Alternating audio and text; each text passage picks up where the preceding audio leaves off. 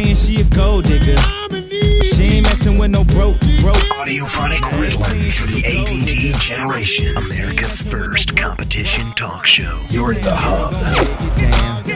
Get down, girl. Go ahead. Get down. And good day, it is Friday, April 16th, and welcome to the Hub Internet Show. I am your host, Joel Aaron, and this one cracks me up. We've got the panel today. It's Barry, Stephanie, Rupert, and Leek. And by the way, you've got until Wednesday of next week to vote on whether Stephanie or whether Leek won the face-off debate on last Wednesday's show. So go back, watch the video, yes, and post your comment for your winner in the comment section of the YouTube video. We'll kick one off, we'll keep one on. That's the way the game is played. By the way, if you want to be on the show, shoot us an email, Joel, J-O-E-L, at tvtownhall.com. You have to live in the Atlanta area or fly in on your Gulfstream, and we would love to have you on the panel because we're high society.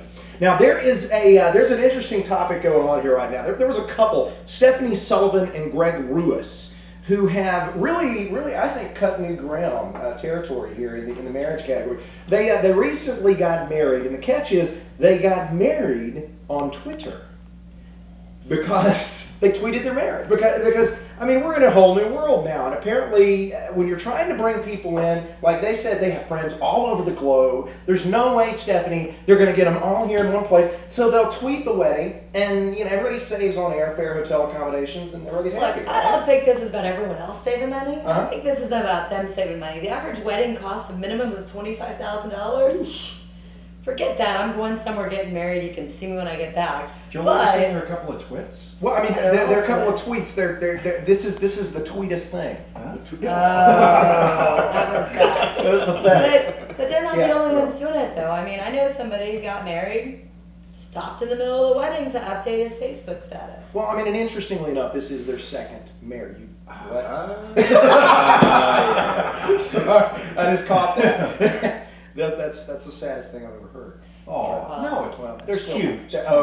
Yeah. Well, maybe if you're in your 20s, it's still cute. Yeah, it's regrettable. Well, here's the thing. I mean, they obviously this interestingly enough, this couple is in their second marriage, and so the children that were in this that came into this marriage were actually the journalists on site. They were the press pool, and so they were tweeting the play-by-play throughout the wedding. So the thing is, when this marriage inevitably fails, they will have a larger press pool the next time. Precisely, yes. So I think you're just growing, building momentum here, Rupert. They can tweet to the judge why their reasons for divorce. Exactly, yes. And maybe the judge, if he's following or she is following along, they can make their response.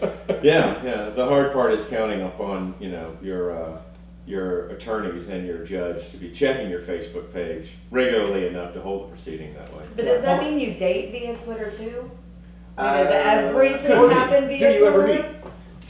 Yes. Do you ever stop being a loser? I think it's perhaps the question too. With no regard for social convention. You live vicariously through your One of the things I like in Georgia, or at least in Fulton County, is that the same place you go to get your marriage license, you get your concealed carry gun permit. Now, is there a subtle message there, or what the heck? Did producer Jeff's asking, did they tweet the honeymoon? I think they actually did. They should have Ustreamed the honeymoon. Or was that Flickr? Okay. That sounds like it's a whole. All right. Bring it back down. Be a little more serious here, hopefully. You have my vote. I'm going to move to your district. Last week, Rupert's running for Congress. ParchmentForCongress.com. ParchmentForCongress.com. There we go.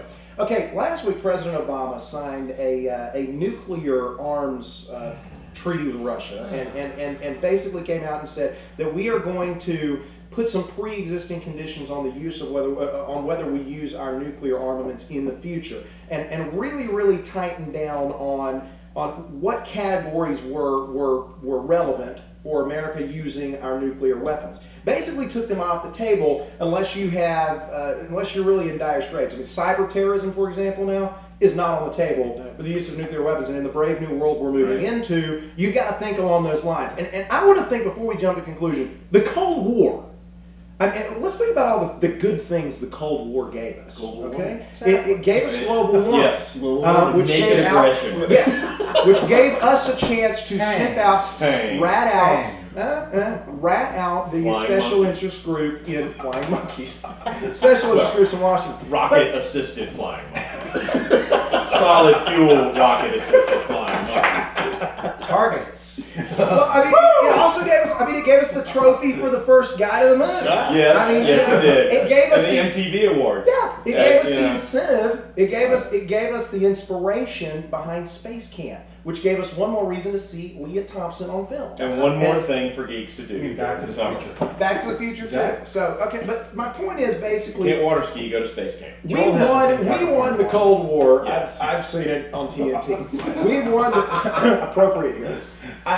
We won the Cold War because of a robust international effort and projection of our military might. Absolutely. The Federalist Papers, Hamilton, Madison. I hate to bring the founders into this because we're beyond that now. But they were wise about this. They say it's peace by deterrence, and you cannot show a stronger deterrence than to project your might around the world. Am I off on something here, Lee? No, not at all. And I was having this argument back when I was a fledgling militarist, back when I was 18, and I went off and became involved in the Cold War and people would quote, Einstein bumper stickers and all this other stuff about how stupid deterrence was, and I said, so that's why no one attacked Rome for over 1,000 years, because they had the greatest army on the face of the planet. And that's why no one attacked the British fleet, because they had the greatest fleet on the face of the planet. The Pax Romana is a Latin phrase precisely because it had veracity and it worked. The nuclear deterrent during the Cold War was the same way. The fundamental problem with this is it actually gives, it's mind-boggling, it actually gives our enemies a roadmap to ensuring that we won't use the most profound piece of our deterrence against them. It tells them, look, if you just tick off these boxes for the international, I have to read the acronym because I paid them no attention. Neither does Al Qaeda. That's the point. They are a toothless jurisdiction, not unlike the Fulton County Marshals or MARTA Police. But anyway, that's a law enforcement joke. The International Atomic Energy Agency. If you check off all their boxes, then you can guarantee yourself that certain pieces of deterrence will not be used against you, and it gives you an entree into doing whatever nefarious thing, the highest level nefarious thing you can carry out technologically. Rupert? What's worse is that we are basically telling our enemies when we will attack. That's the equivalent of you and I going and someone trying to jump us down the street, and I say we only pull knives out when it's raining in the dark. Any other time, Rupert's not going to attack. What do you think is going to happen? They're going to shoot us in the daylight. Exactly. There you go. When the cat's away, the mice will play. That's the theory here. Stephanie? Well, a couple of things. Just like gun control. I'm sorry, who follows the rules? Who follows the law? Law-abiding citizens. I do. So who's going to follow this? Law-abiding countries. Oh, and by the way, 3 nations that we know for a fact have weapons, they didn't sign on. India, Pakistan, and Israel. Really, could there be 3 worse places that we want them to have a right to have nuclear weapons? Well, Israel, actually, I don't mind. Well, I don't mind Israel, but I'm with instability. And so we're going to say, we're not going to hit you people because you signed on. I stand by. Okay, here's the thing. Here's the thing here, and he's a theocrat. Vote for him in November. Okay, so the document, parchmentforcongress.com.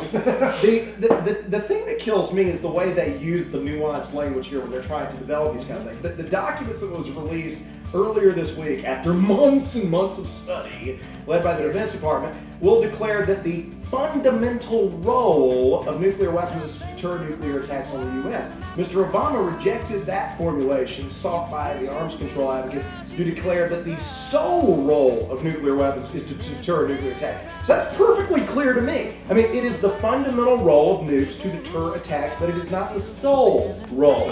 Nukes may also be used to host fun war games in the central Midwest, or to shoot Hollywood action sequences, or when the CG guys are on or to strike. simplify a paving project. Yeah, and that works well. Very final word. I gotta tell you, I mean, first of all, you can't talk with nuclear arms.